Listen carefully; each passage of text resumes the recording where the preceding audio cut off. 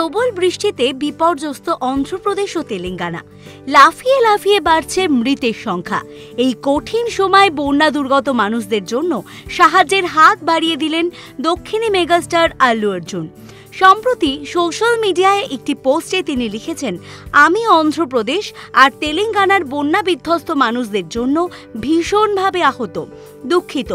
বন্যা বিপর্যস্ত মানুষের সাহায্যার্থে 1 কোটি টাকা দিতে চাই। সবাই সুস্থ থাকুক, ভালো থাকুক, এইটুকুই প্রার্থনা।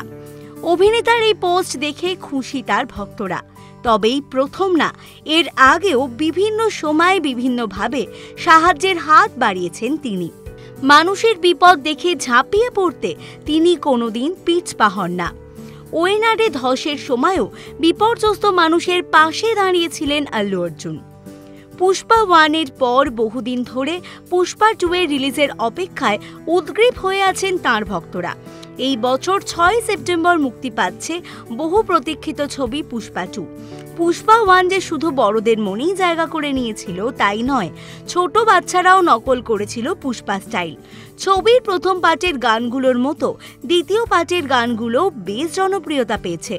ছবি নিয়ে একটি বড় তথ্য সামনে এসেছে।